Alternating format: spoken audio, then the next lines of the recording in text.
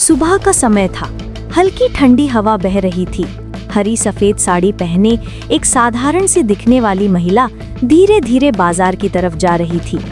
बाजार में लोग अपनी अपनी दुकानों को सजा रहे थे, पर किसी को क्या पता था कि ये महिला कोई आम औरत नहीं, बल्कि जिले की डीएसपी रेखा वर्मा है। हाँ, वही रेखा वर्मा जिनकी सख्ती और ईमानदारी पूरे जिले में मशहूर है। लेकिन आज वे अपने पद प्रतिष्ठा को छुपाकर बस एक साधारण इंसान की तरह बाजार घूमने निकली थीं। उनके मन में बचपन की यादें ताज़ा हो गई थीं। उन्होंने सोचा, क्यों ना आज पुराने दिनों की तरह सड़क किनारे से समोसे खाए जाएं। और फिर उनकी नज़र पड़ी एक ठेले पर, जहां 60 साल का दुबला पतला चचा राम समोसे तल रहा था। रेखा मुस्कुराई और बोली, चचा, एक प्लेट समोसा देना। चचा राम ने प्यार से गर्मा गर्म समोसे परोस दिए। पहला निवाला लेते ही रेखा के चेहरे पर खुशी झलक उठी, लेकिन ये खुशी ज्यादा देर टिक नहीं पाई। अचानक तेज आवाज गूंजी, अबे ओ बुढ़े, जल्दी से पैसे निकाल। ये आवाज थी सहायक निरीक्षक यानी सब इंस्पेक्टर की, जो अपने 2-3 सिपाहियों के साथ ठेले के पास पहुंचा था। बेचारे चचा राम घबराकर बोले, साहब, अभी तो सुबह है, कुछ कमाया ही नहीं, शाम को आइएगा। पर वो इंस्पेक्टर भड़क उठा। बिना कुछ सुने उसने चचा राम के गाल पर एक जोरदार थप्पड़ जड़ दिया। ठेला हिला, समोसे जमीन पर बिखर गए। चचा राम घुटनों पर बैठकर हाथ जोड़ने लगे, साहब प्लीज, शाम तक इंतजार कर लीजिए। लेकिन गुंडागर्दी की हद तब हो गई जब इंस्पेक्टर ने ठेले पर लात मार दी और लकड़ी टूटते ही समोसे सड़क पर फैल गए। फिर उसने डंडा उठाकर चचा राम की पीठ पर भी वार कर दिया।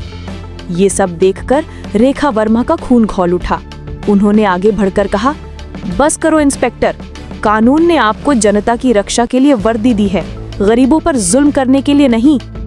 इंस्पेक्टर ने घून कर कहा, तू बीच में मत पड़, वरना तुझे भी अंदर कर दूंगा। रेखा ने शांत लेकिन सख्त आवाज में जवाब दिया, अगर तुमने इन्हें छेड़ा तो याद रखना, तुम्हें इसकी सजा जरूर मिलेगी।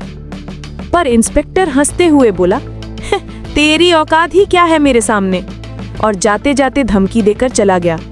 शाम को लौटूंगा, अगर पैसे नहीं दिए तो ठेला भी उठेगा और तू भी इस दुनिया से उठेगा।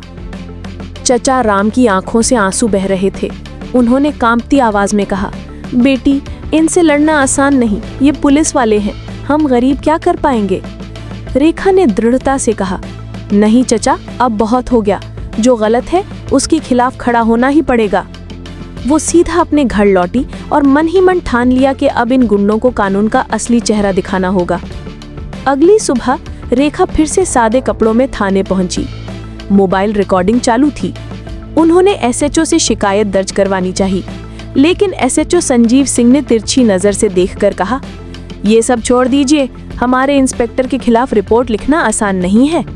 जब रेखा ने जिद की तो उसने धमकी दी, तेरी इतनी हिम्मत कि हम पर केस करेगी, जा भाग यहाँ से, वरना अभी अंदर कर दूंगा। रेखा ने कुछ नहीं कहा, बस मुस्कुराई, क्योंकि उन्हें पता था उनके पास अब ठोस सबूत है। वो सीधा कलेक्टर अनिल मेहता के दफ्तर पहुंची। उन्होंने पूरी घटना बताई और मोबाइल रिकॉर्डिंग और सीसीटीवी फुटेज पेश किए। कलेक्टर का चेहरा गुस्से से लाल हो गया। उन्होंने कहा, अब इन दोनों पर सख्त कार्रवाई होगी, कल सुबह प्रेस कॉन्फ्रेंस बुलाई जाएगी। अगले दिन जिला कलेक्ट्रेट का हॉल खचाखच भरा हुआ था।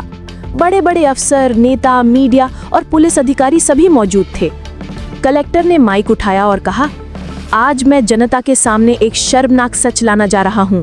हमारे जिले के इंस्पेक्टर और एसएचओ ने गरीबों पर जुल्म किया, वसूली की और कानून का मजाक उड़ाया।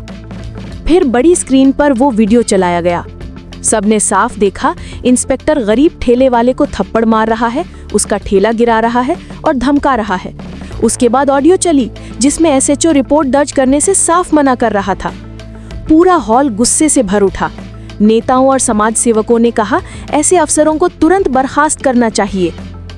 कलेक्टर ने वहीं घोषणा की कि आज से इंस्पेक्टर और एसएचओ दोनों को निलंबित किया जाता है।